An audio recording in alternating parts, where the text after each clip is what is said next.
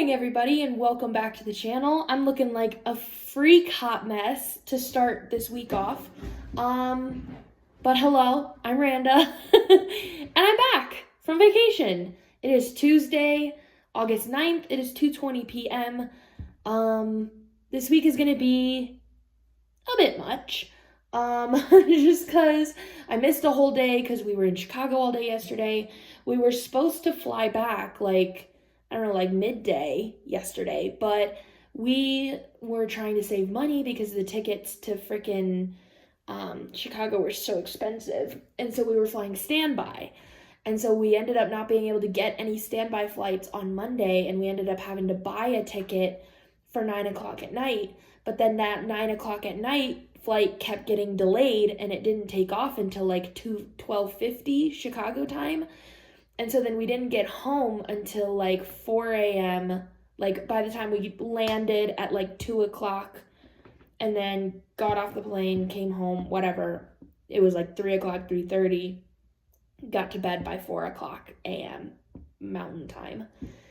And so it's like we ended up not getting home until really, really late last night. So it's like I was supposed to have therapy today, and I told my therapist not this week because I need to spend today kind of catching up and getting our lives back together. I want to unpack our bags. We got to do some laundry. I need to go get the groceries. I had to go pick up Ash today because she was in the boarding all weekend, and I need to clean up a little bit around here and do some work stuff and like just try to get our freaking lives back on track. But I still wanted to film a clip for you guys today. And of course I need to pay my employees. So if you guys haven't seen this, I made this notebook. I designed it, and then I had it printed by a company who can print. It's like a floppy notebook. It's not like a fancy notebook. And it's huge. It's 8.5 by 11. Pretty sure that was the only size I was able to print it in. But they would let me print one book where I could customize the outside and every inside page. And not have to have like 10 of them. So if I haven't showed you guys this yet, this is my Randa's Crafty Corner budget book. So I'm very proud of it. And on the back, it says Randa's Crafty Corner LLC because we are an LLC. And then on the inside, I'll show you one of the pages I haven't filled out. I'll just flip you to the middle. I have these two pages alternating for every week. So I have them they alternate 52 times for 52 weeks of the year. So I have an expenses page where I can write what week it is, and then the expenses, where they're from and what they cost, and then the total weekly expenses. And then this one is the weekly breakdown where I do our total, there's the week, our total income, how much for supplies, everybody's paycheck, what there is left over. So it's been really helpful because finances have gotten complicated as the business has grown and as we've whatever. And so it was really nice to be able to have a book to be able to write everything down in. But I had that pulled out today because I was paying my employee, and then I have my pretty pink calculator. That's how I budget in this business.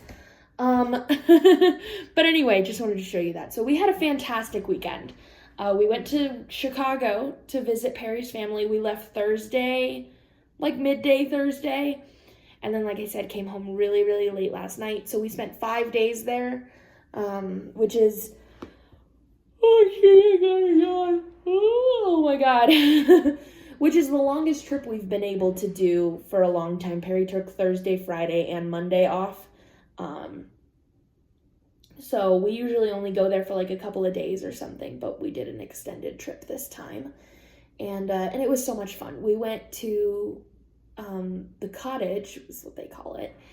So basically they live in a suburb of Chicago. And so right across the border of Wisconsin, there's a lake. I think it's called Lake Shangri-La or something. But Perry's like grandfather,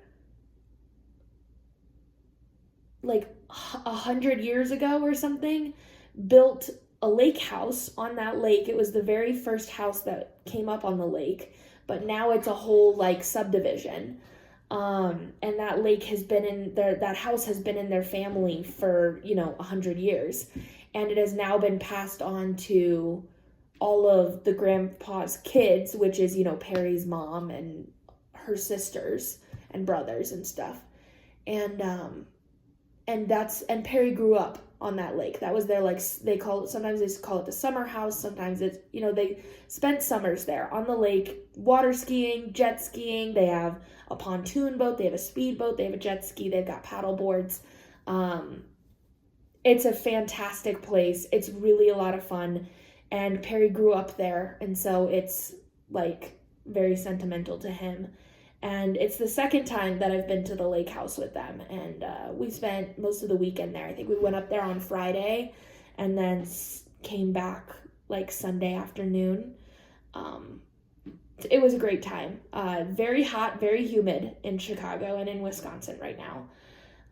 So I was definitely not used to that, being that we live in Colorado. I've lived in Colorado almost my entire life. And so I'm used to like 0% humidity and like very dry, like desert climate.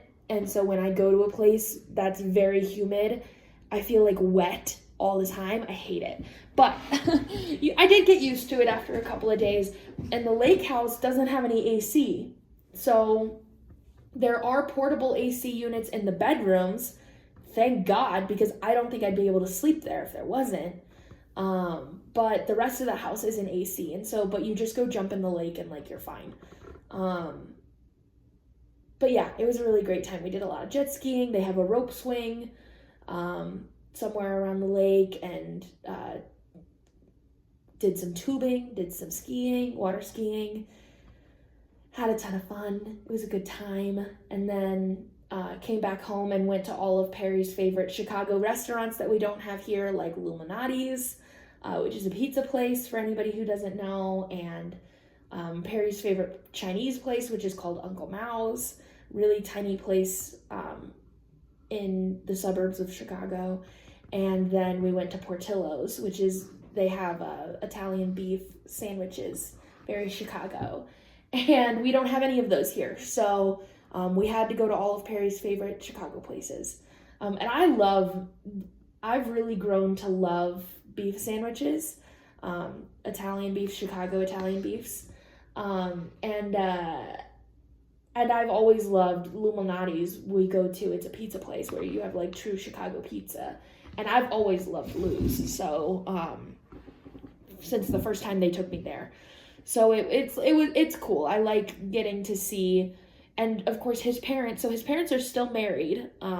They've been together for like 30 some odd years, and they're still very happily married. And they still live in the house that Perry grew up in. So I'm pretty sure they moved into that house when Perry was 2, I think. So that's kind of the only house that he knows. It's the only house he remembers until he moved out here. And so when we go back to visit them, we stay in his family house. So it's like, it's really cool to go back and visit them, especially because, like, I don't know, with my parents being divorced and whatever, and we had a really rough childhood, it was like, it makes me so jealous. I'll tell you what, I get unbelievably jealous of Perry's childhood, but also it's really cool to see how he grew up and, you know, all that good stuff. And I love his parents. A lot of people have in-law problems. I will not. I will not have any of those problems. They're fantastic. We get along so well. They're really, really fun to be around. I really enjoy being around them. And so I was very excited to go back and visit them. And so we had a great time. Since they live in Chicago and we only live here, we only get to see them a couple times a year, but it's a fun time when we do. So it was a great weekend. I wish we didn't fly in at 4 freaking a.m. because I'm exhausted. But it was still a really good time. And of course I didn't get any crafting done this weekend. I left all my crafts at home. So I don't have anything like that to show you. I just have a lot of stuff to do. Really, that's about it. And I'm so tired, and that's why I look like a freaking mess today. But also, I have a question to pose for you guys really quick. I had bought this little lav mic, little lavalier mic, for those of you who don't know what that is. It's these little mics, little microphones that look like this that you clip to your shirt. it's called a lavalier mic or a lav mic. And I bought this one from Pop Voice because I've bought this same one a couple times before and plugged it into my like actual camera. Like I have a DSLR camera and into my, my computer and stuff. And that always worked really well, but I had never plugged it into my phone before, but I figured it would be fine. I've bought this is the third time I've bought this microphone now because every time I bought it, it was in the apartment and Ash absolutely destroyed it. She would get her hands on it. Now it stays safely in my office, so she's not going to destroy it again. But I bought this because I wanted to plug it into my phone and record videos on it for you guys so that my YouTube videos would have better audio. But I plugged it in today and it would record, but it would sound really not even like muffled, it wasn't like I would hold the thing straight up to my mouth because I was like, maybe it's hitting against my shirt or something. It sounds like a robot. So, and it also like lags and repeats and whatever, like it's really not working well. And I looked through all the instructions and everything, can't figure out what I'm doing wrong.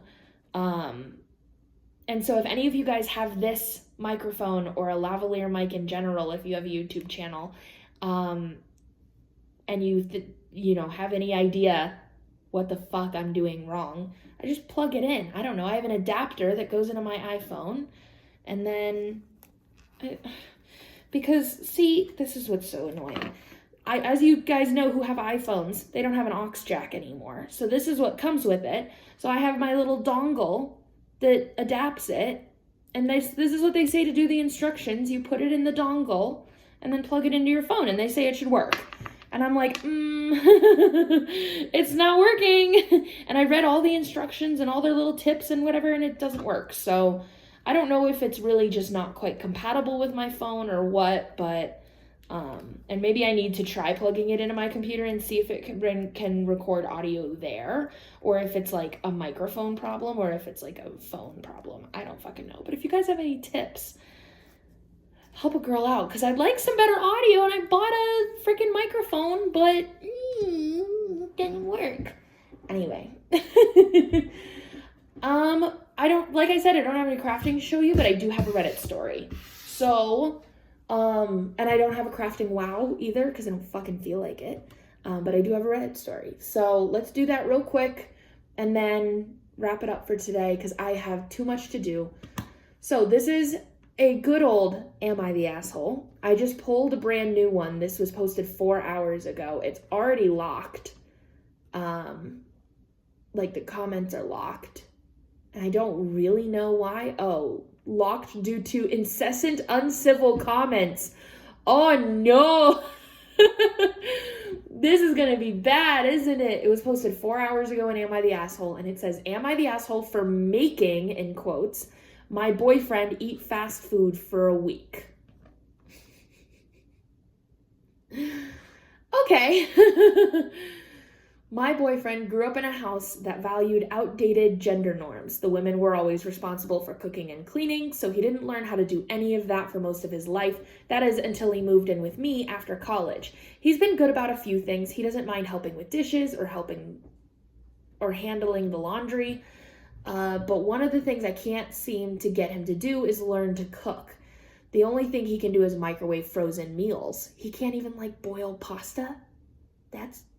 Anyway, I've been trying to teach him the basics, but it seems like it goes through one ear and just comes out the other. He still can't turn on the oven or the stove without help.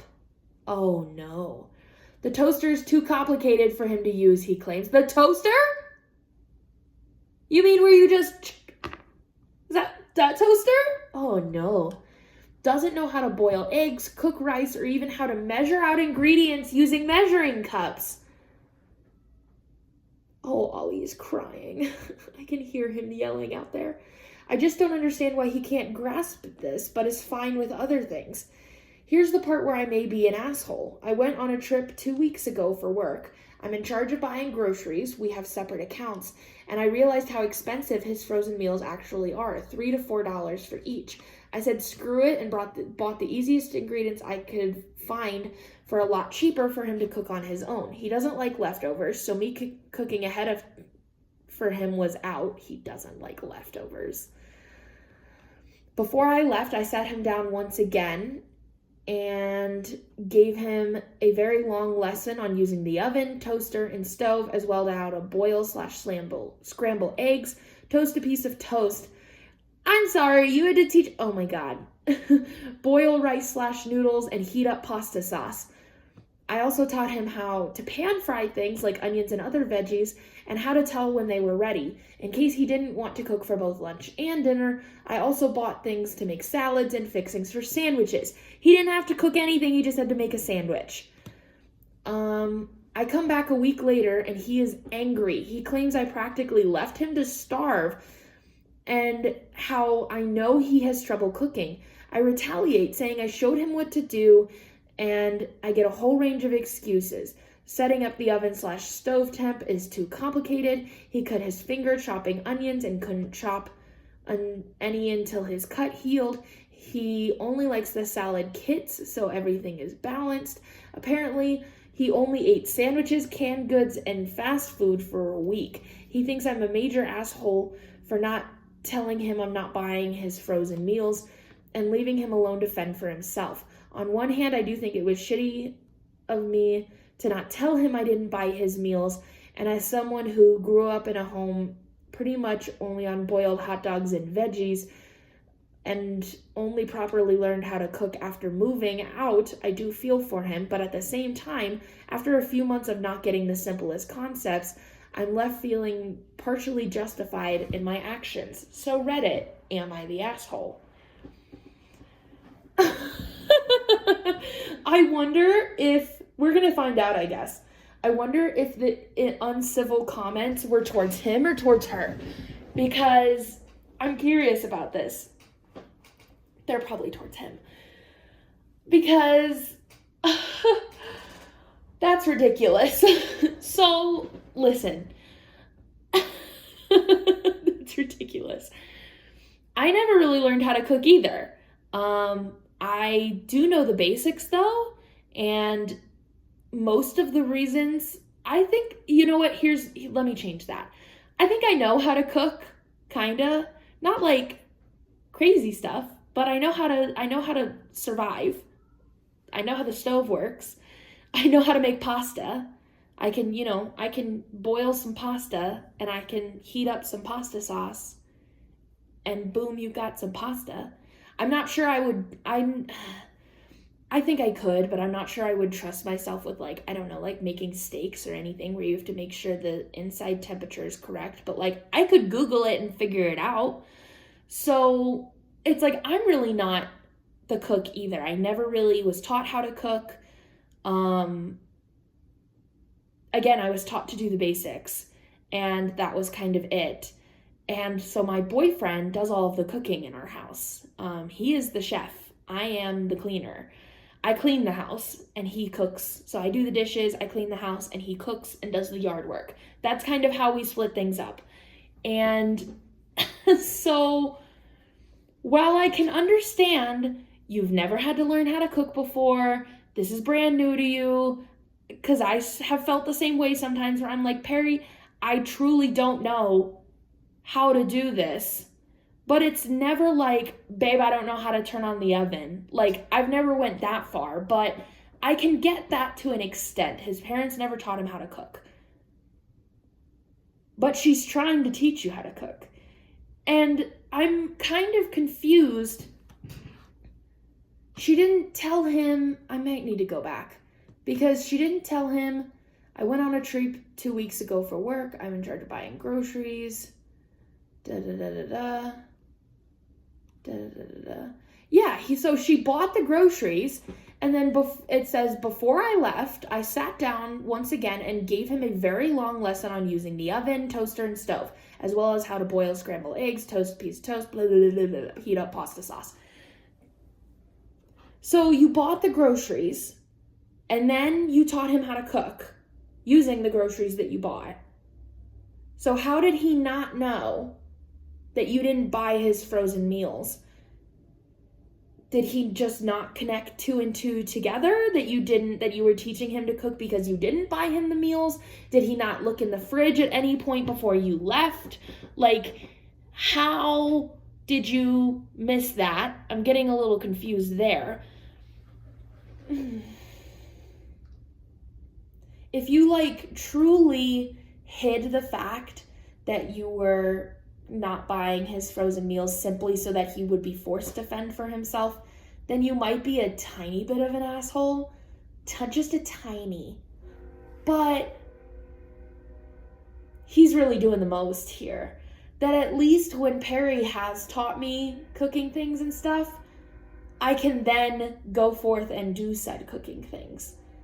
That I just need to be taught, kind of. But if his argument was, I have such a busy schedule and I really just hate cooking, like we need to figure out something else, then I'd get that. Because I feel the same way. I fucking hate cooking. I will do anything, eat anything to avoid cooking. The way that I fend for myself is that I have cereal for breakfast, milk, okay? I have a PB&J for lunch, usually an Uncrustable, so you just open the package. I love living off of processed foods. I get it. And then Perry comes home and he cooks dinner because he's fantastic. He's the chef in the house. But still, it's like, but I don't expect that he has to provide for me simply because I don't want to cook.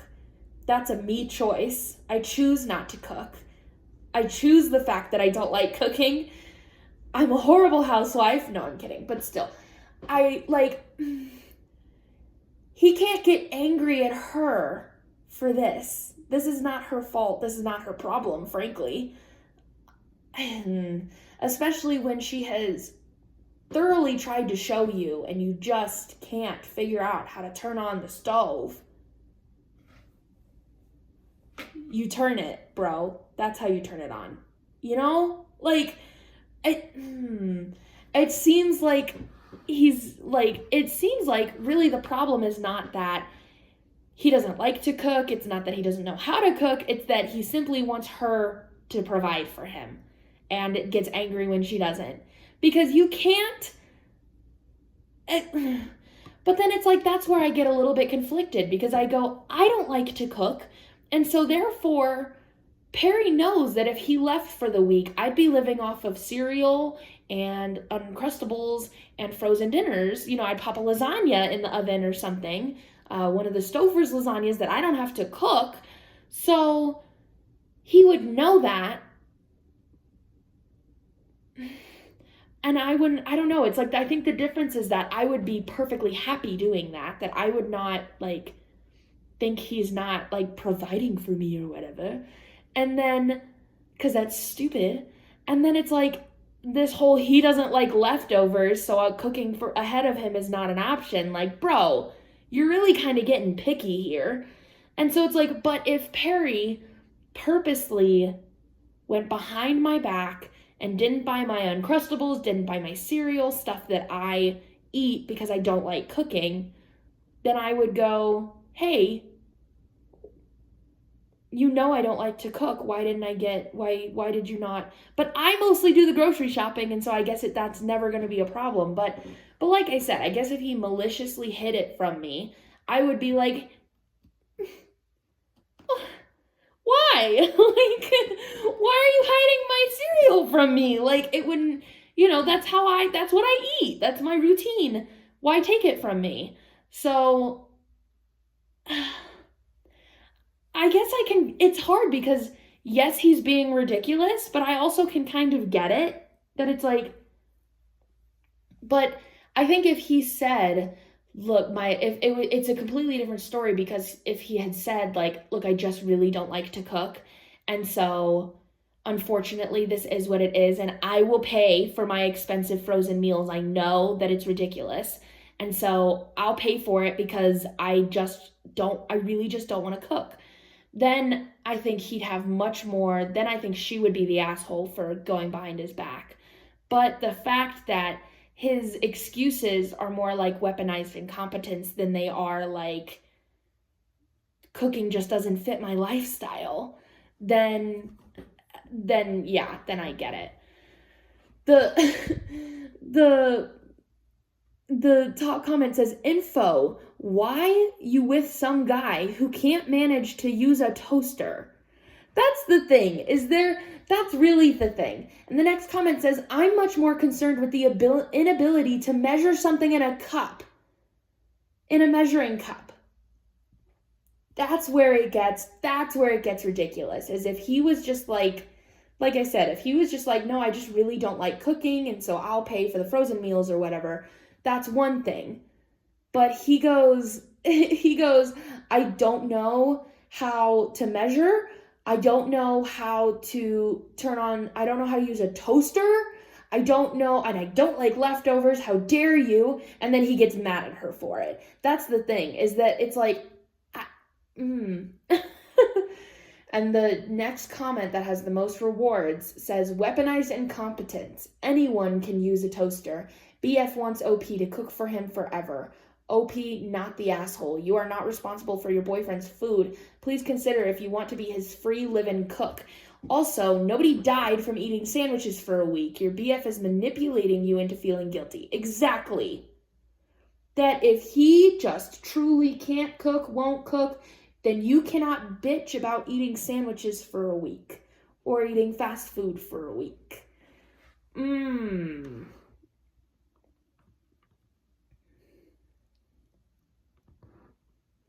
Yeah.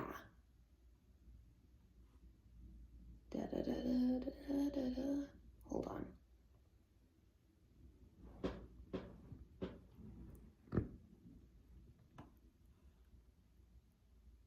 And this one says, not the asshole. This is literally the definition of weaponized incompetence. Why are you fucking someone you have to parent? Oh, I need water. And the next one that has a ton of awards says, right? She needs to sit him down, look him deep in his eyes, and tell him there are nearly 8 billion humans on this planet. Out of all of them, only one of those people wants to be your mommy. And that one should not be the person you are fucking. Oh, God. And that's the thing, is that that's really the kicker here, and how it turns into weaponized incompetence, is that it's extremely basic things. And even when being taught how to do those extremely basic things, he still cannot do it and then gets mad when she won't do it for him. That's where it turns into weaponized incompetence, instead of just like, fuck, let the man have his frozen food if that makes him happy. You know, that's where it turns from like the situation I was explaining, where if Perry were to just suddenly throw away my Uncrustables, and I'd be like, yo, what the fuck? Versus, oh no, Perry, I can't use a measuring cup. You're gonna have to do it for me. No. Like, if he left for a week, I could make myself pasta, and I could eat Uncrustables, and I could, and I wouldn't complain 1/2 a fucking second, because granted, like, frankly, the fact that he cooks for me is a privilege. It is not a requirement. It is a, like, cherry on the cake that he, like, cooks for us. That is, to me, it is not like, I expect you to cook dinner every night. It is, oh my God, thank you for putting in the time and the effort that I refuse to do. I just don't like it. I just don't. And he doesn't mind it. And so then we split chores evenly. And that's the thing, is if you have to, maybe that's what would make this, I mean, nothing is going to make this even, because it is weaponized incompetence. It's not normal. But that's how in Perry and I's normal situation, we made it even, where I take on more of the cleaning because I take on like all of the cleaning, but practically. He cleans the litter box because I don't want to do that. Because he does the cooking. He cooks for us, I do the dishes, I clean the house. That's how we even it out. And then he does the yard work. That's how we even things out. So it's like, if this was a more normal situation, I would say, well, then if you have to do all of the cooking, then he has to make up, like, he has to make up for it by doing other chores around the house that he can do. So, and it says, this one comment says, yeah, an actual adult who didn't know how to cook would find a YouTube tutorial or call their parents to help and then learn how to fucking cook. This man is a toddler and his temper tantrums are confirming that fact. Jesus Christ. That's what I said, is that it's like, there are some things that I don't really know how to do in terms of like cooking, but I could Google it real quick and figure it out and then do it. Yikes. And so yeah, that's what everybody is saying, is it's weaponizing competence. Yeah. This one comment says, oh, come on, you know exactly why this grown-ass adult can't figure out how to turn on a freaking stove. The term is weaponized incompetence. He even has you apologizing and doubting yourself. You're the asshole for being in a relationship with a child and for letting yourself be treated this badly, and get some self-respect.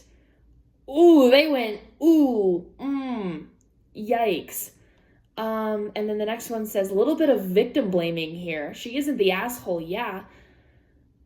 She deserves better, but blaming her for his behavior is wrong, which is true. You can't blame her for his behavior. However, it is her responsibility to not let herself be treated that way. There's the difference. Yeah, that's crazy. That's really funny. Oh, OP responds to something.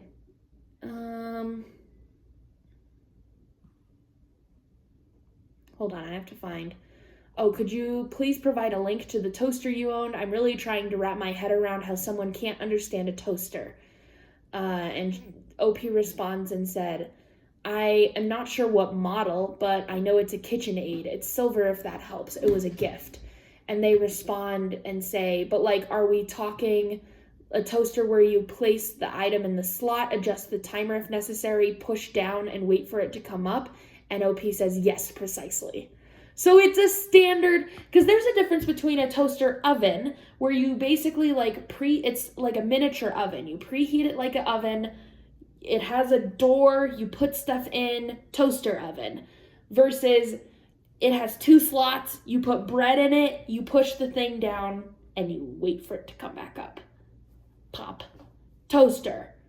Like, because I remember, I didn't grow up with a toaster oven in my house. I grew up with a toaster that you pushed and it popped back up. And so when Perry brought a toaster oven into our house, I was like, do I preheat it like a normal oven? Like, how does... And then he told me how it works and I figured it out. Like, it's like, so I understand not getting that, but then they tell you how to use it and then you use it. Like, no, lose the boyfriend. He's being a lot. So, yeah, not the asshole at all. I want to see if I can go to her. It's a throwaway account. I want to see if I can find any other comments. Oh, yes, there's one here. Okay, so it says, not the asshole, but this is but I say this 2 months is not a lot of time for someone who has never had to cook a day in his life to fully grasp it sometimes. He's an asshole for his overreaction, but only you will know this. If he's actually trying to learn and failing or just refusing to learn. And yeah, that's what kind of what I was saying. And OP responds to that and says, the way he's treating cooking is a lot different than the way he treated learning how to clean. Once he saw how I was washing the dishes or removing stubborn stains in clothes, he took over and asked me questions. With cooking, he doesn't ask any questions or try to step in. I really don't want to believe he's being malicious on purpose, but your comments make me think otherwise. And then there's another comment that says, how did he eat before y'all moved in together? Did he not want you to go on this trip without him? He could be trying to guilt you into not doing that again. And OP responds and says, this is the first time he's been away from home. His mother was always responsible for cooking for him and his family. He's never had a problem with me leaving before and just buying him what he wants. It's just that money is tight right now. Our rent went up and it seems like everything's getting more expensive. So when she's left before, he's had the frozen meals and been okay with that. It was the fact that he suddenly didn't have his frozen meals. If he reacted better to the situation about it, I would be more on his side. But it was really his reaction that got me like, hell no. So anyway, that's it. Of course, it was only 4 hours ago, so there's no update or anything. And that's it. So that's all I have for you today. I've been talking for 35 minutes, so I'll talk to you guys tomorrow. Good morning, everybody. It is Wednesday, August 10th. It is 11:51 in the morning. I just sat down at my desk. I got my new nails on today. Look at them froggies. Aren't they cute? They're like different than what I usually wear on my nails, but I think they're so cute. So yeah, they did froggies. I was frustrated though because they came, I always order either like almond shape or coffin shape, and these came like as square as could possibly be. And so I had to like file them like in to make them coffin shape because I ordered these in coffin. So that was kind of frustrating, and they still look kind of square, which just looks bulky on me. But so I was like, damn it, why didn't they come in coffin? But I still think they're cute. Look at them froggies. Oh, I love the froggies. Anyway, good morning. I don't know what I was gonna say.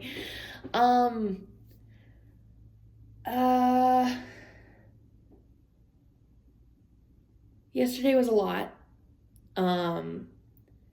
It was very busy just trying to get everything caught up. We finally are like kind of, back into our normal routine, which is nice. Bags are unpacked, groceries got picked up. I picked up groceries yesterday. Cleaned up a little bit the house, got a few work things done, that was really good.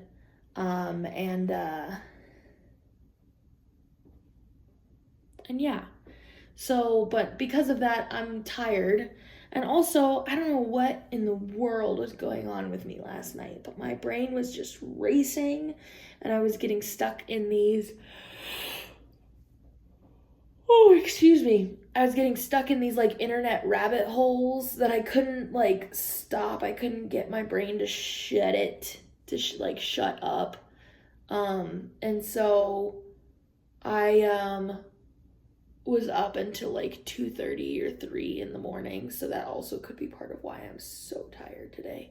Because despite the fact that I,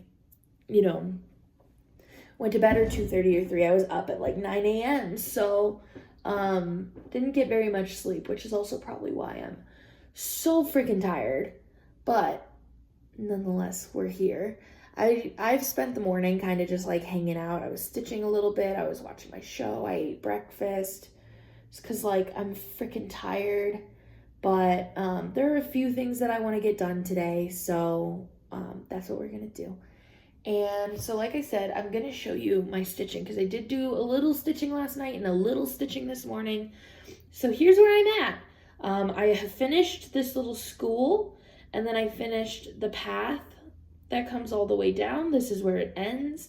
And then this little owl guy. And then these letters. And so everything is done to the bottom of this right here. And so I just need to fill it in. I need to fill in all the blue, fill in all the green, and then I'm going to move my Q-snap down and do all of the stuff that's down here to finish out the page. So this page is taking much longer than the rest of them have just because it's such heavy stitching, but I think it looks really good. And then after this page, I'll only have 2 pages left and then the pattern is done, which is going to be very exciting. So, yeah, I haven't done any diamond painting yet though. Maybe I'll do that today, but I do want to film, a video. I know not all of you like the cross-stitch videos, but I want to reorganize my floss that I save. And I want to show you guys how I'm going to do that. So I think I'm going to make a video. If you don't like the cross-stitch stuff, I'm so sorry, but I just don't have any diamond painting content right now. I don't know what I would do. So yeah, that's that. And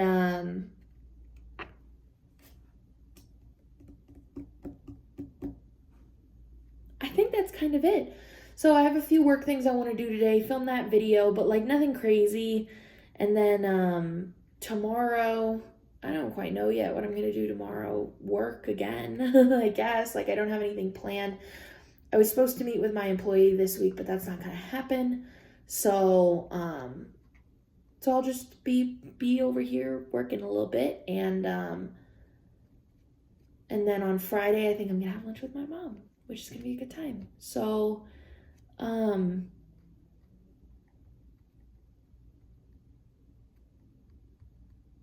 that's it. I keep thinking there's more that I want to tell you, and I don't know what. Oh, we need to make sure to take the trash out tonight because tomorrow's trash day. Can't forget that. But yeah, it feels really good to be home. I'm glad to be home. I'm glad to be in my element, with my routine and whatever. So, very happy about that. I do have a Reddit story for you today, of course. And that's about it. Sorry if I'm a little tired today. I'm adjusting back to life again after being gone for 5 days. It's very tiring. So, but anyway, I pulled up another Am I the Asshole story because they're just the best. And, what was I going to say? Yeah, this is Am I the Asshole? It's one of the new ones again. It was posted 6 hours ago. They haven't like locked it or anything, so seems to be doing okay. But it has 58,000 upvotes. It was the very first one that showed up on the Am I the Asshole page. So it's at the very top right now. And it's called Am I the Asshole for saying, I guess, am I the asshole for saying it's babysitting, even if the baby is biologically mine? Something's not adding. I have to know. What do you mean it's... Okay. Like, processing that sentence. If you are the dad, like you raise that kid on a daily basis, that is your kid, then it is not babysitting. It's called raising your child. If you're like, I don't know, if you're like a sperm donor or something, then yeah, it is babysitting, because if you're just a sperm donor, you're not the parent, then it is babysitting because it's not your kid. So I have to know, because the way they phrased that was so weird, for babysit, even if the baby is biologically mine. Okay, I, 22 female, donated my eggs 3 years ago to my friends V and M, 30 male and 32 male. Okay, since they wanted to have a baby. I wasn't the surrogate, but just the egg donor. Okay, so she's just the donor. She's not a parent. Back then they used to say how I'll be the coolest godmother / aunt to the baby and will be a big happy family, etc. Fast forward to when the baby was born. I only found out through social media posts, and when I congratulated them, they hesitantly said, since I am the biological mother of the baby, my meeting the said baby might hamper their bonding as a parental figure, and so didn't want me to meet him until he was at least 2 years old. Well, their kid and their call, so I never questioned it or argued it. Last week was baby's 2nd birthday, and they invited me to the party as well. I'm good with kids. It's easy. Oh God, I can't. The grammar in this story is not good. It's hard for me to read. It's easy just to pretend to enjoy whatever game they are playing and laugh along. They noticed him getting along with me too much and requested I keep some distance from him. I was weirded out but complied. Well, yesterday they texted me that V has some family emergency and needed me to take baby for 2 days. I agreed but texted him the babysitting rates. As a friend, I would have agreed, but since they never let me interact with baby and acted weird, I said I will charge them. Now M is all over the internet ranting about how it's called parenting and not babysitting when it's your own baby, etc., etc. So am I the asshole for babysitting a child who's supposed to be biologically mine? What the fuck? What are these guys' problem? Ranting about how it's called parenting and not babysitting when it's your own baby. She didn't raise the baby. She didn't meet the baby until the baby was 2 years old, per your request. What? This is nonsense. I would think usually in this situation, it is the parents of the kid, when there's like a donor or something, it's the parents of the kid who are having to fight the donor who says, no, that's my kid. And now she's like, not my kid. I'm charging you for babysitting. And they're like, oh, how dare you say you're going to babysit your own child? It's like, oh my God, that's not her kid. She just donated the egg. It's your child. Like, oh, that's ridiculous. Oh, this gets even better. Edit. I just found out from a friend that the emergency is his sister plans to have lip and cheek fillers and he wants them to be there to emotionally support her. That's the emergency. Oh, hell no. This is bizarre. I've seen it a lot of times the reversed way, where the donor is going, that's my kid, and the parents are going, get fucking lost. And I've also seen where, like, you know, it's very stereotypical that, like, you know, just say it's a hetero relationship, mom and dad had a baby, dad takes the kid to the grocery store by himself. And everybody goes, oh, are you babysitting? Are you giving mom a break? It's like, A, ew, don't say that. That's ridiculous. B, it's not babysitting when it's your own kid. I've seen it that way so many times. I've never seen this. This is fucking bizarre. It's weird. It's stupid. Top comment says, not the asshole.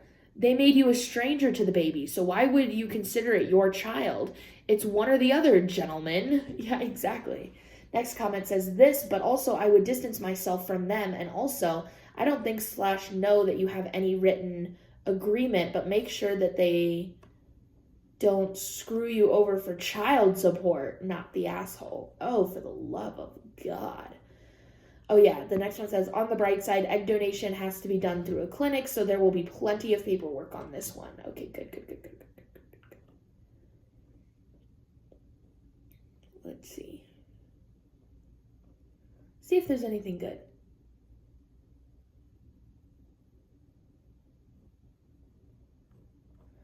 This one says, shaming her for a non-emergency emergency. There is no reason they both need to go to provide support for the sister's cosmetic procedure.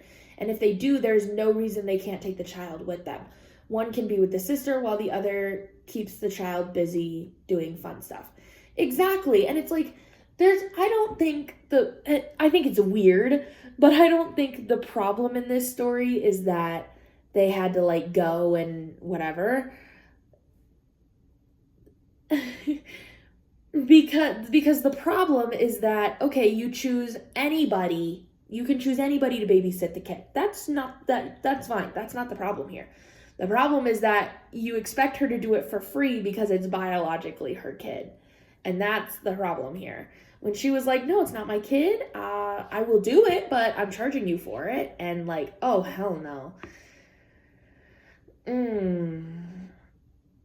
This comment says, not for free babysitting. They want her to be the convenient parent of the child whenever they want to do child-free stuff, and then have her go back to being stranger the moment they come back and want their child's attention again. Repeat the next time, and they want child-free time again. It's fine to want child-free time. It's not fine to assume that just because this child is biologically hers, that she is going to she's going to be like, yeah, of course I'll watch this kid for free because I lost my train of thought. Because it's biologically mine. Oh my goodness. Oh, this one has a lot of awards. It says, not the asshole. The baby doesn't even know you and is not going to like being dumped with a stranger for 2 days. You are not a parent. They have made it very clear that they find you to be a threat to their own bond with the baby and want you at a distance. They choose that and don't get to rant about it now when it's convenient to them to have you watch the kiddo, especially since after these 2 days, you probably won't see the kid again. Yeah, exactly. Ridiculous. I've never heard anything like that before. That's insane. It's just, wow. It's just crazy to me. That's a new one. Sorry, I'm moving things around on my computer. It's like, that's it's so bizarre. I've never heard anything like that before. And so I'm just like kind of baffled because like, what? Anyway, that's it. That's it for today. I'll check in with you guys tomorrow. Hey everybody. It is Thursday, August 11th. It's 4:37 p.m. I just got home from lunch with my mom, so I figured I'd sit down and do a little clip. I don't have much for you guys today. I had a very nice long lunch with my mom, and she's having a cocktail party in a couple of weeks, and for her last birthday, she loves dirty jokes. She's very perverted, loves dirty jokes and all things dirty and all things that come along with that territory. And so for her last birthday, somebody got her a coloring book full of a bunch of dicks that she could color in. And she just loved it. And so she was like, listen, we're having a cocktail party. Cocktail. How funny would it be if you and I colored some of these coloring pages and then hung them on the wall for the cocktail party? I was like, sweet, Mom. So we were coloring in dicks while we were eating our lunch. It was a great time. I didn't get to see my mom last week because we went to Chicago, so it was very good to get to see her and catch up with her this week. But that's about it, really, to catch you up on. I did craft a little bit yesterday, but not a ton, so I didn't bring anything in here to show you. I did just like a little bit of stitching and then one section of my diamond painting, but I can show you it after I do a couple of sections. But that's really about it. I don't think there's anything I wanted to tell you guys. We're just hanging out, trying to get our lives back on track. It's going pretty good. And so I don't have much to tell you today. I don't have anything to show you, but what I do have is a Reddit story. So, and this is Am I the Asshole? It was posted 12 hours ago. So I don't have much to tell you about my life today, so we're just going to get straight in. It has a bunch of awards, and it was just recently posted as I was scrolling through it. So I thought I would just, it seemed relevant to sort of what to maybe what I'm going through at the moment, but maybe not. It's just a relevant topic, because I am not patiently, I'm not going to lie and say I'm patiently waiting. I'm impatiently waiting for my boyfriend to propose. I know it's coming, but I'm impatiently waiting for it. And so this says, am I the asshole for keeping the engagement ring and giving up asking to propose after propose in front of my parents and in-laws? The title sounds like something about an engagement ring and giving up asking to propose. And he said this in front of his parents and in-laws. So we'll see. So my 25 female girlfriend, Molly, 26 female, for the last 6 months, my girlfriend, Molly, for the last 6 months, started a joke that I've already made clear that I don't, geez, this is hard to read. Last 6 months started with a joke that I've already made clear that I don't like. It consists of her saying no quickly to anything that I ask. I know it sounds silly, but I ask her to get a glass of water for me. She says no, and after 1 minute, I'm almost getting up. She says she's joking and gets some water. I ask her to wash the dish. She says no. I say, I love you. She says no. I ask to take her clothes. She says no. Everything is joking, and after 30 seconds to a minute, she does it, but she is addicted, in quotes, to doing it. We're leading into an engagement story, just so you know. So, I've already made it clear several times that I don't like it, even more so in I love you. She's the only person I can say that, so it's special to me. But yeah, she said, I say I love you, and she says no. And there are things that are serious, and I need her to answer seriously. And if she says no to everything jokingly, I can't tell when she's really saying no. It's already happened. I keep saying this is boring and I don't like it. She stops doing it and goes back to it after a couple of weeks. After a brief discussion, because she played this prank in front of our friends, me asking, love, can you get me some medicine? And she said no, kidding. She stopped doing it for 1 month. Yesterday, we welcomed my parents, in-laws, and our 2 best friends to our house. That's a lot of people. Everyone knew that I was going to propose to her, and I called them because we always planned this proposal with our loved ones attending, particularly in this special day. I'm not sure I want any of my loved ones there when Perry proposes, but you do you. I asked her to marry me, and she said a quick no. And I was grumpy / panic / upset, everyone looking in shock. For 30 seconds, for her to laugh and say she was joking, finally said yes.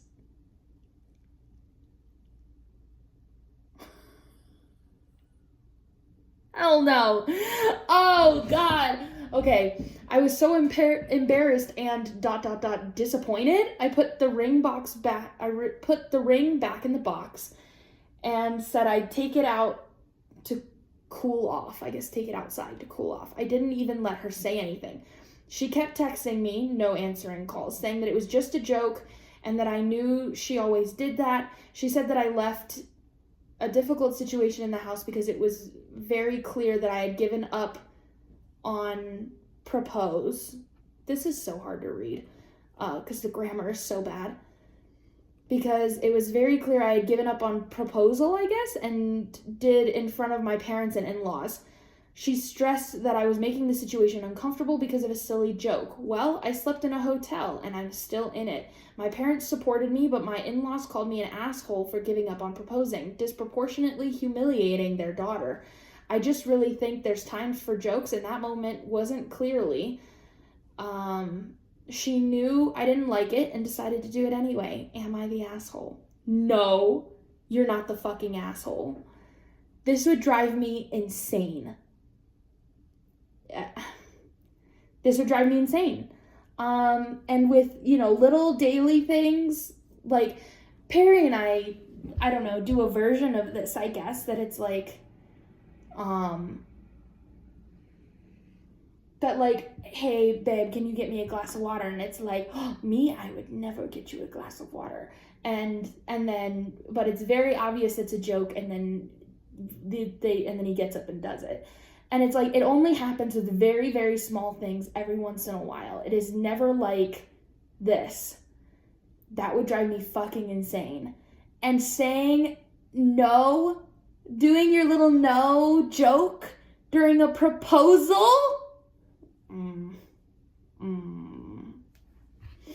Hell no. Hell no. Hell to the no. I would, like she's doing, it seems like she slept in a hotel and she's seriously considering what she's gonna do. And if she's gonna stay with this person, I'd be doing the same thing. You say no to my proposal as a joke, I'm fighting you. You're being fought. Because what the fuck, man? No. It's like, I know this is so stupid, but hear me out. I always get kind of like really stupidly angry. Like, I know it's dumb and I'm not like truly angry about it, but I see stuff like this and I'm like, see, this person didn't deserve to get proposed to, okay? And yet I feel like I deserve to get proposed to, and I'm like waiting patiently. Not patiently. I'm not actually mad, but it's just like, damn it, these people that don't deserve it are getting proposed to, and I want to get proposed to, like, stupid. But no, you're not the fucking asshole. I'm so curious what the comments have to say. They probably rail the fuck into her.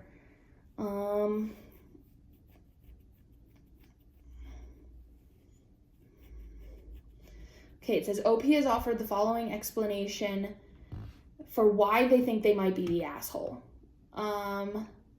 1, keeping the engagement ring and giving up asking to propose in front of my parents and in-laws. 2, because it was just a joke and that I knew she always did it. She said that I left an annoying situation in the house because it was very clear that I had given up in front of asking, and stressed that I was making the situation uncomfortable because of a silly joke. The top comment literally says, not the asshole. Why would you sign up for this permanently? Okay, somebody goes a little deeper into it. The next comment says, not the asshole. I used to have a boyfriend who did something similar. Every time I wanted to talk about something serious, like something that happened in the world, something that happened at work, something in our relationship, whatever it was, he would always, within 1 minute, make a joke about the subject, trying to diffuse the situation of me telling about something I cared about, thought about, made me feel sad, etc. I asked him to stop 1,000 times, and he always said, it's just him joking, and I shouldn't take that seriously. I explained to him that the behavior made me feel like he takes nothing that concerns me serious, which he protested against and told me I try to make him look like a bad boyfriend. I tried doing it to him to make him see how it feels, and of course it would be super drama because I would not take him seriously and do not care about him. Yeah, right. Eventually I lost all respect and ended the relationship after 2.5 years. I couldn't and wouldn't take him seriously, and quite frankly, the disrespect towards me was making me feel grossed out by him, emotionally and physically. Of course, he complained he did not see this coming. Why did I never say anything, etc. Not the asshole, and seriously rethink this whole relationship. Girlfriend will not change. Girlfriend does not respect your boundaries and feelings. She has shown who she is. Believe her. Move on and find someone who does. Yeah. And the next one, do you know my ex? Because he said the same thing and I absolutely hated him for it. I couldn't talk to him at all about anything, not my day, not serious things. It creates resentment and, exactly as you said, disgust.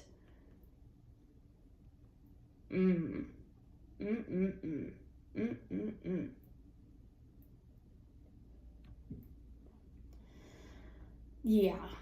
There's a lot of people saying that, like, their exes did the same and, like, get out of here. Get out of here. That's crazy. I didn't expect so many people to be like, oh my God. Okay, this one has a lot of awards. It says, yeah, I don't normally jump on the breakup train, but when she asked you to come home, I would say no. But then I would show her I'm not joking. Oh, fuck. Yeah, this would be breakup worthy for me, I think. It's like, I could see putting up with the initial, like, joking phase, but it starts crossing a line. It totally starts crossing a line when you get to the point of, like, you've asked them repeatedly to stop doing it and they won't. And then when they do it during a proposal, immediately done. So I think it's breakup worthy.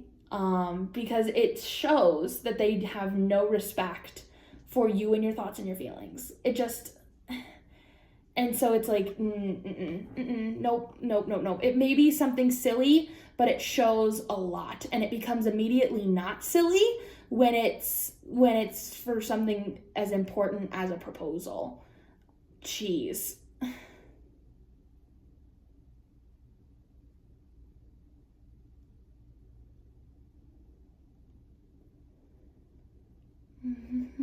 Oh yeah, there's a story about, I just skimmed it a little bit because I don't need to read the whole thing, but it was literally like she taught her boyfriend did this, who's now her husband, and she turned it on him and really taught him to not do that. And then it says, the last one says, this has gotten better with age. We've been together almost 15 years, but good Lord, if he had kept that up, we would not still be together. So it's like she did manage to get her boyfriend or whatever to stop doing it, but if they've had multiple conversations and she's not even thinking about stopping, then yeah.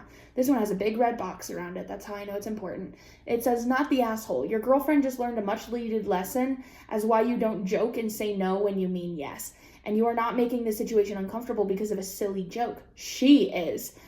She knew you didn't like it, and honestly, who would? That would annoy the fuck out of most people, but she did it anyway. What next? Is she gonna jokingly say no during your ceremony? Yeah, this is fucked up. It was 12 hours ago, so I guess, let me see. There's no update. Oh my God. So this says info. Why are y'all living together and getting engaged after only 6 months? This relationship is already on the rocks. After only 6 months, she is completely disregarding your wishes and requests to be respectful, and it's annoying the shit out of you. She ain't it. Reevaluate this relationship and realize that if you stay together, this will be the rest of your life, and think hard on if you want to continue living like this. I know I wouldn't. And OP said, we've been dating for 7 years. Just 6 months that she started making this joke. Sorry. I have so many questions. I knew that the 6-month thing was just for the joke. I guess I didn't realize how long they've been dating though. 7 years? That makes me go, what? There has to be other instances in which she has done stuff like this to disregard OP's feelings, because there's no way that after 7 years, you just suddenly start disregarding your partner's feelings for 6 months. There's just no way. And it makes me totally understand why she has stuck around through it, because they've invested 7 years in each other, and she's just suddenly doing this. She's like, I don't know, maybe she's going through a phase or something. You don't just throw away 7 years easily. And so, but it's I'm wondering what is now possessing this woman to make this joke and refuse to stop it. What is possessing you to do that? I have to know. And then it looks like the only other comment made by OP is it says, is there a physical/psychological reason why you can't get up to get a glass of water? Okay, really? And OP says, no, this request happens when I'm already in the covers in bed and she's still standing up. Yeah, it's... Is there a physical reason why you can't get a glass of water? Ay, caramba. I feel like if you've been in a relationship for more than 2 seconds, you've asked your partner to get something that you could get. You could get it, but you've asked them to get it. I feel like everybody feels that way. And this is a throwaway, and so this is the only thing that she's ever posted on this account. I would be heavily considering breaking up. It's like, you do have 7 years invested in this, but this is a blatant disregard for your feelings and emotions, and that's rough. So that's it for today. I'll check in with you once more tomorrow, and then that's the end of the video. So I'll see you guys tomorrow. Good morning, everybody. It is Friday, August 12th. It's 12:39 p.m., so I guess it's kind of not morning anymore, but who cares? I slept in really late today. Oh my god, hold on. Oh god, big yawn. I slept in late today because I've just been I've been so tired all week. And last night I was really fucking tired. And so I just slept for a long fucking time. And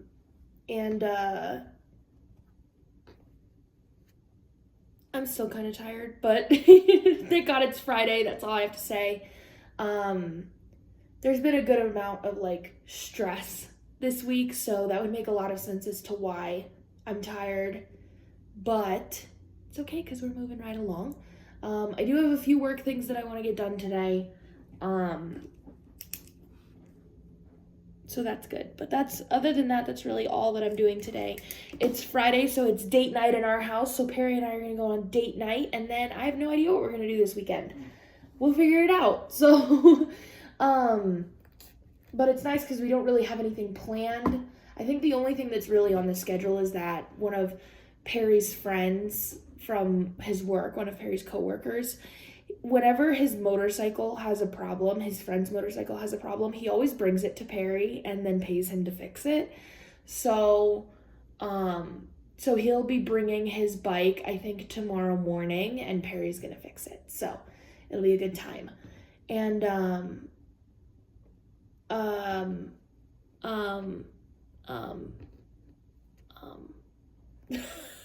that's about it though. So we'll probably end up going to the lake or the mountains or something fun like that. So it'll be a good time. And I meant to tell you guys this. So I went and had lunch with my mom yesterday, and I was telling her all about Chicago and when we were there and with his parents or whatever. And I told her that that his mom was, when we were having our chat time. I love his mom, by the way. When we were just hanging out and chatting, she was like, so when are you and Perry gonna be getting married? She was like, you've been together for 3 years. Is that on the horizon? And I was like, oh, Kathy, don't even get me started. And she was like, oh no. So I told her about all of if you've heard me talk about this before, I am waiting for Perry to propose. And sometimes it drives me crazy. And I'm working on it not driving me crazy. I'm really working on it. I'm trying to be patient. I'm very bad at it. And I hate that I'm very bad at it. But it's fine. And so I told her, and then, we just continued talking about the engagement, and then about how, because Perry's parents are still married, and so how about Perry's dad proposed and their wedding and what that looked like. And it's funny because I often think that Perry kind of just replicated his family with me. That his parents have been happily married for so long, that he's not exactly a copy paste of his dad, but he's they're very similar. And Kathy, his mom, is very similar to me. And so when I see the two of them together, his parents together, I'm like, this is my future. I'm staring at my future 30 years ahead, because their mannerisms, the way they interact with each other, the kind of jokes they make with each other, the way they communicate with each other, it's all very similar to the way that Perry and I do it. And so I watch them and I'm like, oh my God, he just replicated his family. But nonetheless, so we talked a lot about that, and it's really fun. I love hanging out with them. And so I was telling my mom all about that, and about how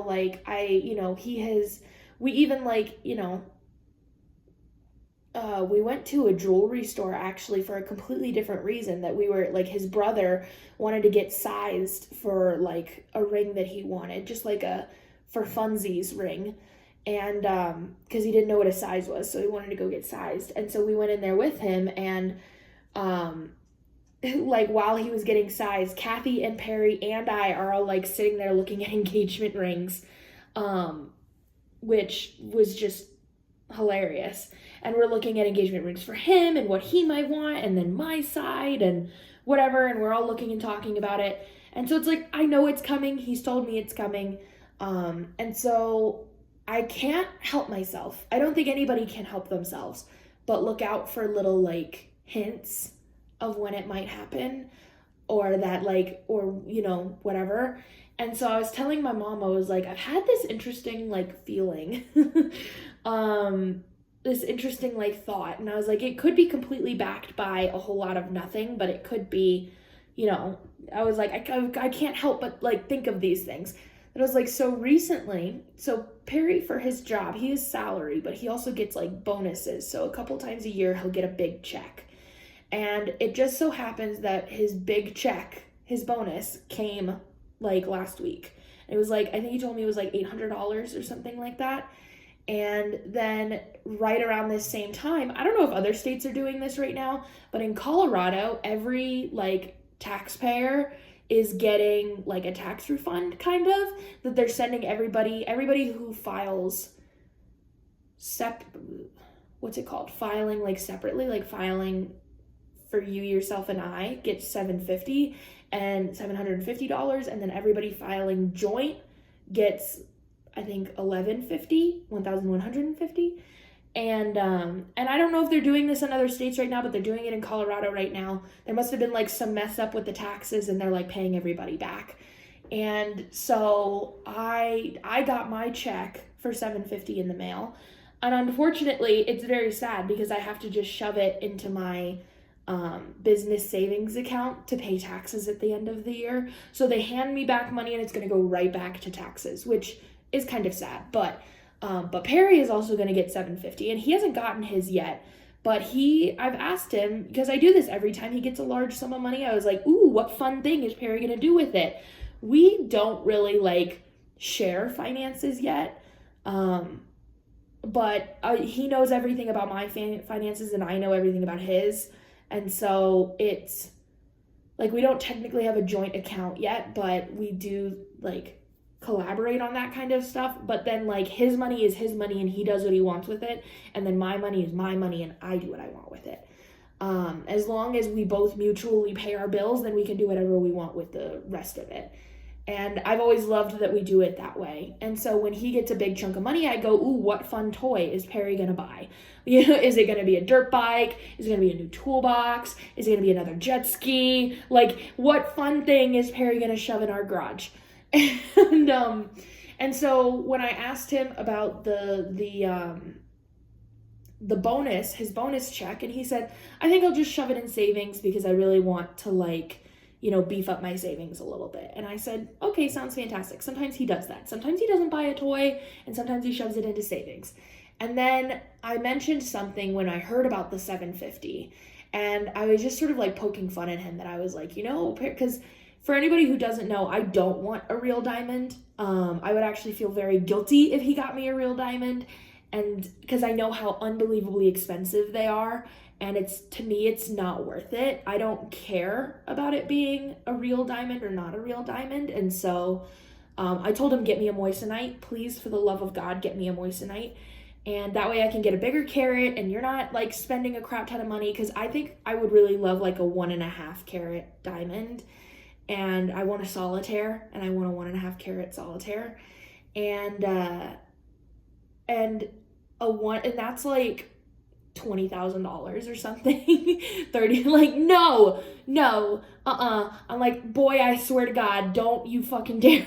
I was like, if you have that kind of money set aside already or something, which I don't think he does, but like, in case you have something that I don't know about, save it and let's go on a honeymoon, or like a really great honeymoon, or let's do something for, you know, let's put it towards our wedding or whatever. Like, I don't need a real diamond. They look identical to me. That's fine.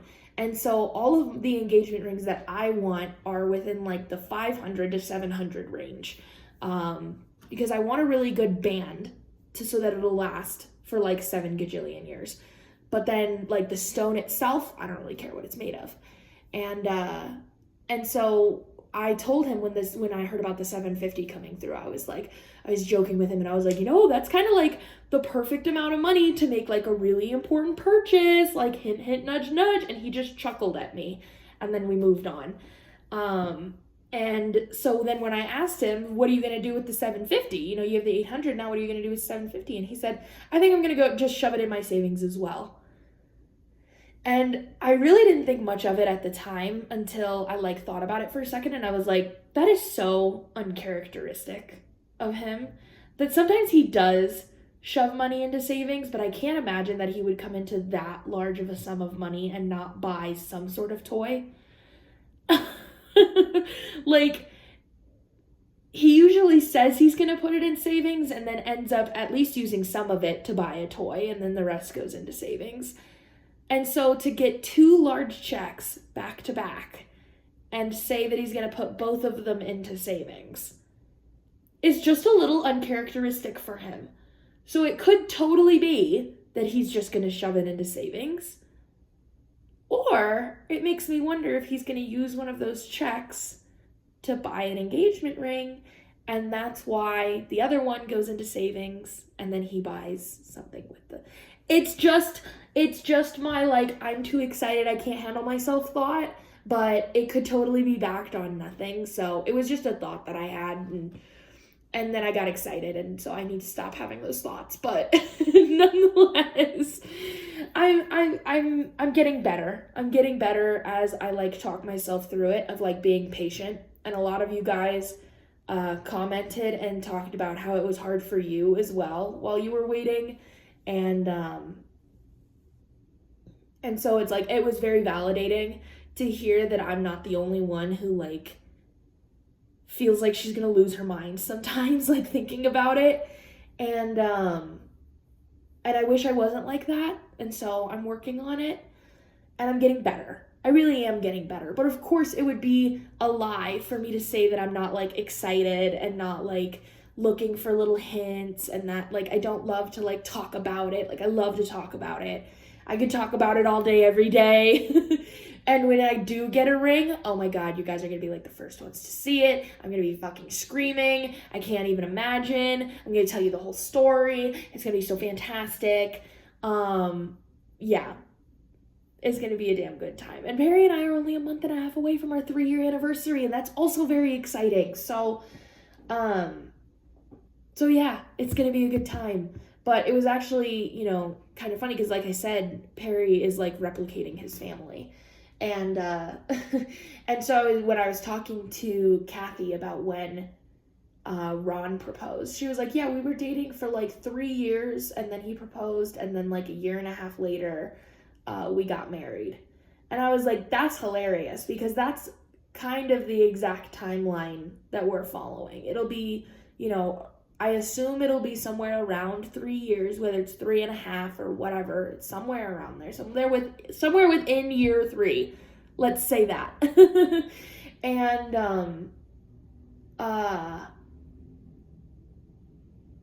then we're planning on being, it's like, granted, it could shorten, it could get longer. We're really not sure yet, but kind of the plan has always been 2 years that we'll be engaged before we get married. That, like, we just enjoy being engaged for the first year, and then the second year we plan the wedding. That's the idea we've come up with. And so it was, like, so funny that it's like, God, we just, like, copy pasted your parents, and, like, here we are, which is fine, because I love his parents, I love his family. I've always been so jealous of his childhood and his family dynamic, and so I'm like, fine, let's replicate your parents. That's fine with me.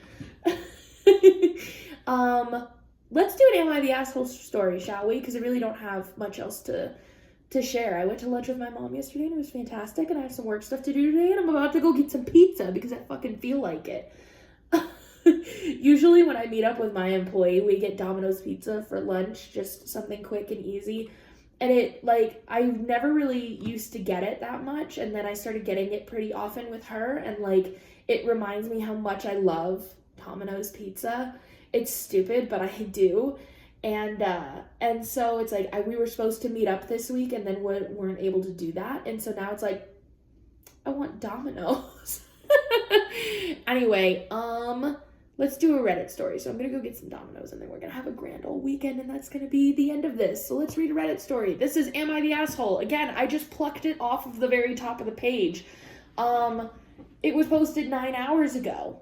It has a lot of awards, and I feel like it could be a juicy one because it says, Am I the asshole? I told my daughter she can live with me with this condition. If you're an adult, I can understand conditions. If this kid, if your daughter is a child, then I might want to fight you a little bit. Just saying. So let's see what it says. I, 34 male, had a child 10 years ago. Nova, 10.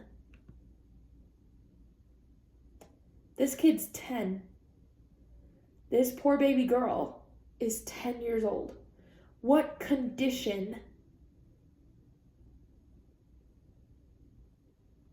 Okay, I'm really hoping I'm misunderstanding the title because what the fuck? I was a terrible person back then. I didn't stay in her life and I deeply regret it. A few months ago, I contacted her mom to see if I can see my child. She happily agreed to co-parent with me and seemed relieved, which was understandable considering she had 4 other kids, all younger than Nova. Nova was a bit distant at first, but now we are doing better. She is generally, oh my god, I can't say that. She is generally a very good kid, but something I didn't realize about her is that no punishment seems to work on her, and also she can be very disrespectful at times. If I tell her to do something as a punishment, she won't do it, or if I ground her, she'll just leave without my permission. She's 10. Where is she leaving to? She can't drive. Where is she going? I asked her mom how she punishes her, and she said she has never punished her before. Oh no. What I've heard from Nova is that it seems like she would just cuss her out and yell at her, which I don't think are good punishments for a kid. I'm there with you, Dad. I agree. 2 nights ago, Nova asked me if she can live with me from now on. I told her I'd love to, but she can live with me on one condition. She has to follow my rules and be respectful. She didn't say anything after that. After she went back to her mom's home, my mom, who was there when Nova asked me this, told me that it was an ah. It was an A-H. It was an, oh, told me that I was an asshole. A-H stands for asshole, my bad. Because if a kid is asking her deadbeat dad to take her in, there must be something very wrong. So you don't make conditions for her, you just say yes and take her in. Was I really wrong for having this condition? I can't be a parent if she doesn't listen to me. But now both my mom and daughter refuse to talk to me. Her mom will likely have no problem with this. She seems too busy with her other kids, and I think she would like being the weekend's fun parent, so that's not really a problem. This is such a fucked dynamic for this poor kid. There's an edit, but I'm just gonna wait a second and just talk about what's going on here, because let me think about this. Let's break this down, shall we? Little Miss Nova has been without a father in her life, without her father, knowing her father had kind of abandoned her until she was 10. Whereas while her mother has 4 other kids, and you can tell that the mom really doesn't pay any attention to her and really doesn't care about her or parent her or anything like that, and is totally, she has no problem. She's too busy. It says she seems too busy with her other kids, and I think she would like being the weekend's fun parent, so that's not really a problem. That her mom doesn't care if she only sees her daughter occasionally. This poor kiddo is just now getting a dad in her life when her mom has also been kind of a deadbeat. That's so rough. I'm going to tell you right now, I thought I was going to be mad at this guy. I'm not. I don't think the condition of, what was it? Let me go back. She has to follow my rules and be respectful. Tell me if any of you guys grew up in a house where those were not the rules. That you had to follow the rules and be respectful. Tell me, anybody who grew up in a house that wasn't the expectation of you. I would love to hear that, because I've never met somebody who grew up in a house where that wasn't the expectation. That you have to follow the rules and you have to be respectful. It's like basic human decency. So I don't think that's a bad thing at all. In fact, I think he's trying to reverse the sort of negative parenting that the mom has enforced on her, or a lack thereof enforced on her. And so I don't think that's a bad condition at all. So I don't really understand. I don't think he's the asshole. I really don't. It's a very frustrating situation to be in, though, because oy, oy, oy. Let's read the edit. Okay. The edit says, I took Nova out for an ice cream and asked her why she wants to live with me. She said, I don't want to live with you anymore. You're just going to send me back anyway. Oh, this poor fucking kid. I apologized to her and told her that I would never send her back, and I would be very happy if she lived with me. I just want to know the reason. After talking for a while, she said, I just want to sleep.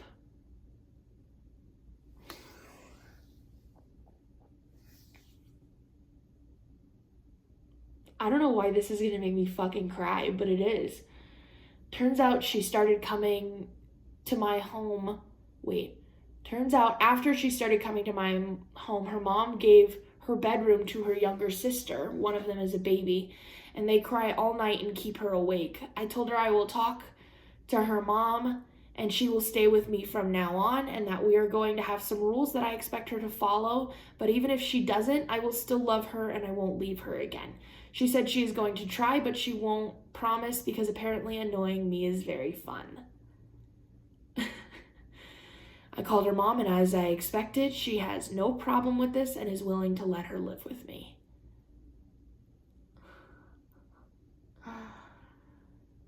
I think he's finally stepping up and he was a deadbeat dad for most of her life. He was. But he's trying now. But he's here and he's doing everything that he can now.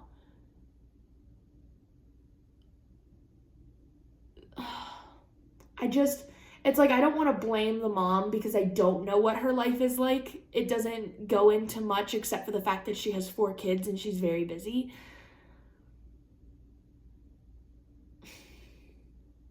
But like, fuck that mom. You know what I mean? I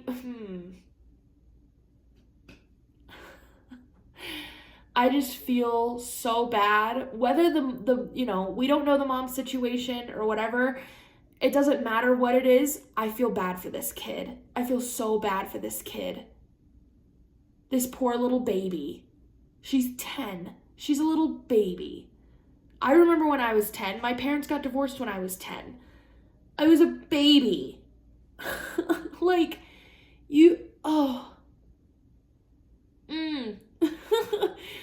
It's just so sad, and you can kind of tell that she's like a good kid at heart, and she's just been through so much.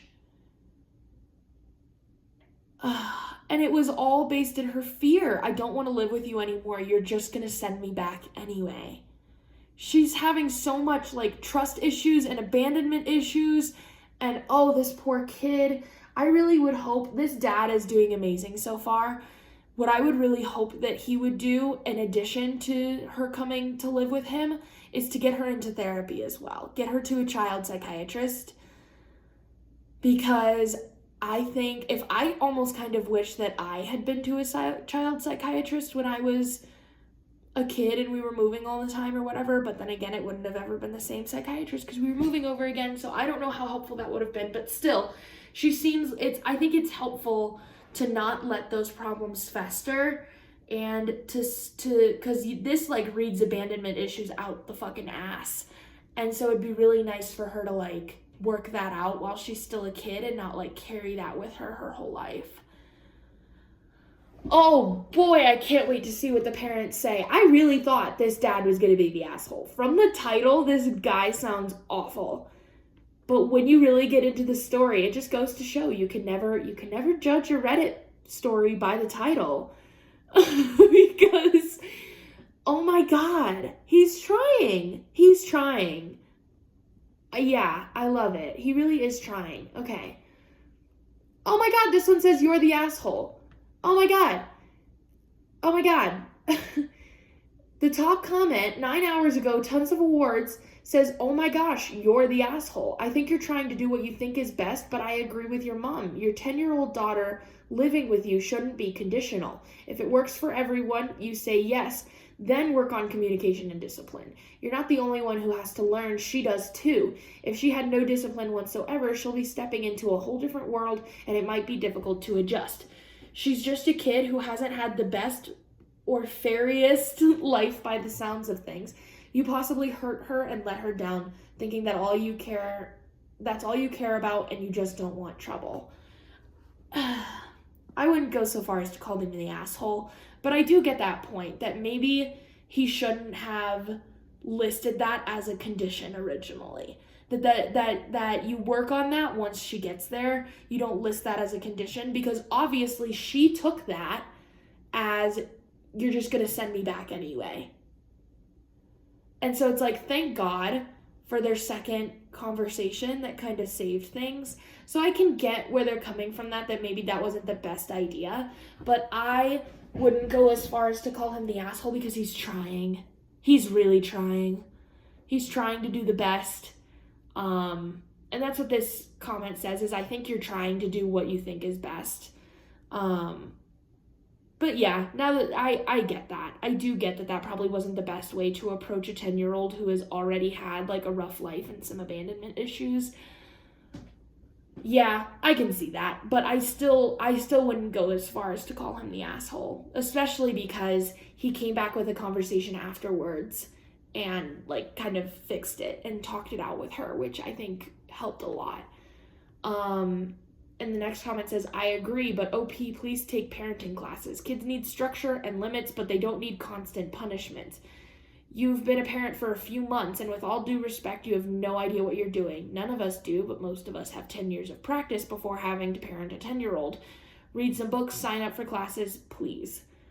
And that's probably a really good idea. And then a lot of people are like commenting books that you can read, like Parenting Without Power Struggles, Raising Joyful, Resilient Kids While Staying Cool, Calm, and Connected. I swear to God, before Perry and I have kids, I'm gonna read like every fucking book there is out there on parenting and on gentle parenting and all that kind of stuff. Positive Child Guide is another one or Positive Child Guidance, that as well. Like, I will definitely be reading books and doing research out the ass, because I know I'm gonna be fucking terrified. Oh wow, a lot of people are saying that this guy is the asshole. I would not go far as to say this guy is the asshole. This one says, you're the asshole, big time. Your love for her has been conditional and continues to be conditional. She needs attachment to a parent, someone she can trust. What you should have done is talk to her mother, then take her in and find professional help and guidance for both of you, telling your daughter it will be all right whatever happens, that you want her, even if she's not perfect. I totally understand why she's acting up and testing you. She has now learned that she can only be accepted if she behaves exactly like you want her to, which is not a great basis to have, especially as a girl. I wouldn't go so far as to call him the asshole, but I do get that was probably not the best, because it's like, at least maybe this is me like spinning it, but I think that if he says, you can come live with me, but you have to respect blah, blah, blah, blah, blah. You have to be respectful and follow the rules. That if the kid had said, no, I'm not going to do that, he wouldn't have been like, fine, you live with your mom then. I don't think he would have just like thrown her back at her like that. But it doesn't matter what his intentions was, it was how it came off. It was how it came off to her. So I get that came off very wrong to her, and yet I think he's trying to do what's best for his kid. I really do. And he definitely made that clear with the second conversation of like, I love you no matter what.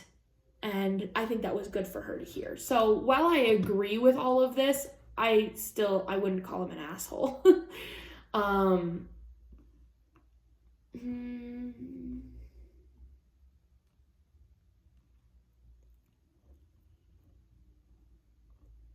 wonder if anybody says not the asshole that I can read. That says you're the asshole. Da da da da da.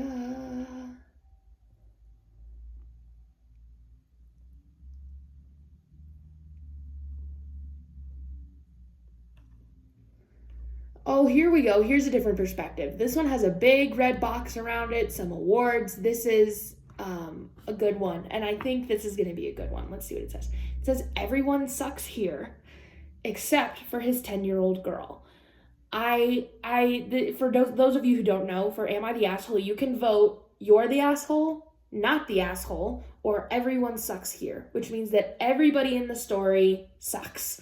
And so this person said, everyone sucks here except for this 10-year-old girl. According to you, she's been screamed at her entire life. She's never been taught discipline, which is vastly different from punishment. Discipline is learning the consequences of your actions and incorporates how to change for the better. Punishment is just about negative reinforcement. Her mom has in fact punished her. She yells and curses at her. You are someone she barely knows, and she's asked to live with you. My guess is something far worse than yelling is going on.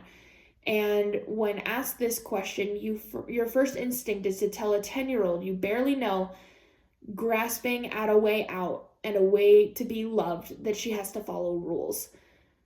She has to follow them, or what? You stop loving her, she gets kicked out. Her 10-year-old mind is going to the worst place possible, especially if the reason she's asking in the first place is due to something traumatic. Be respectful, or whatever the issue is at her mom's house will happen at yours. Both you and your ex hadn't been good parents. If you are ready to be one now, you need to welcome her with open arms. You need to accept her and give her love, knowing things are going to be tough for a while as you both adjust.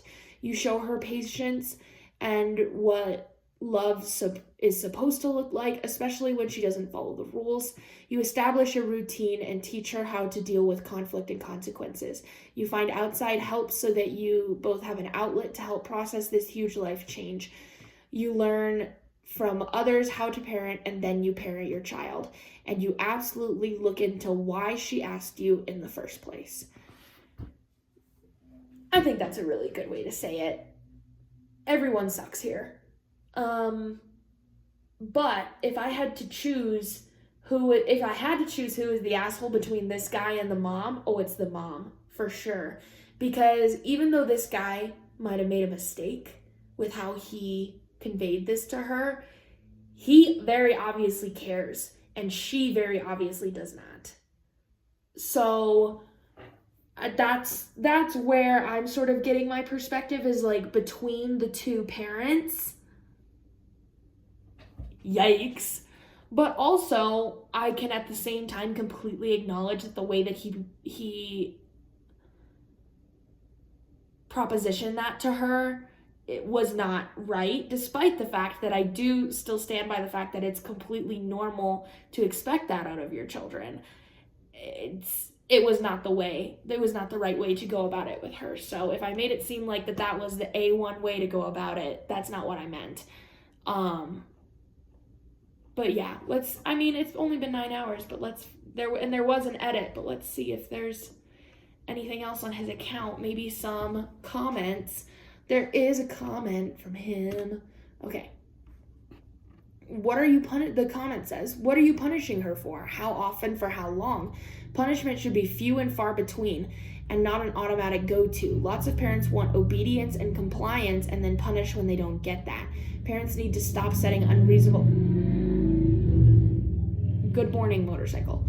Parents need to stop setting unreasonable expectations and then have to be constantly punishing their kids. And OP responds and says, as I said, she is generally a very good kid, so it happens very rarely. But let's say she makes a mess in her bedroom. I tell her to clean it up. She says, no, I won't clean it. What are you going to do now? I tell her if she doesn't clean her bedroom, she'll be grounded. She goes out to play with her friends anyway. I take her tablet away to punish her. Next day, I see her playing with her tablet because somehow she found it. I take away her pocket money, and she doesn't even care because she says there's nothing I want to buy anyway, and the bedroom still hasn't been cleaned. So you see, it doesn't happen much, but when it does happen, it goes on for a long time. I'm not a parent. I cannot comment on that because I wouldn't know what to do either. And I bet that there is some experienced parent out there, maybe one of you guys, that has the solution for this. I don't. This is why I say I will read so many books, because I can't.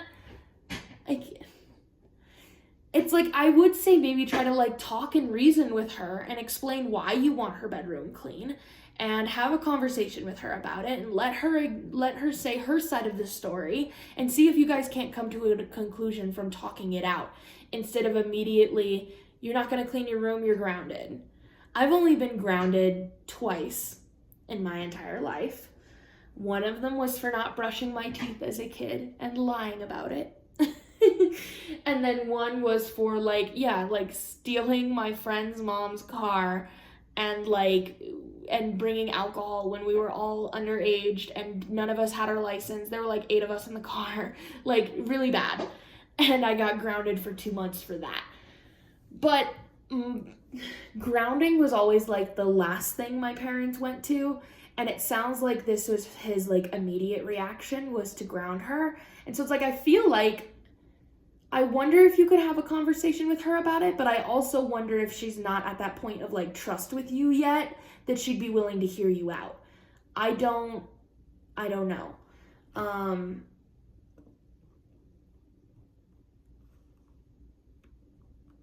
don't want to read this whole thing because it's fucking long. But I know the comment says, thank you, you are right. I didn't mean that I would send her back, but now I realize how terribly I phrased it. So he realizes he made a mistake in the way that he phrased it, and he fixed it. This is why I say I don't think he's the asshole. I think he made a mistake.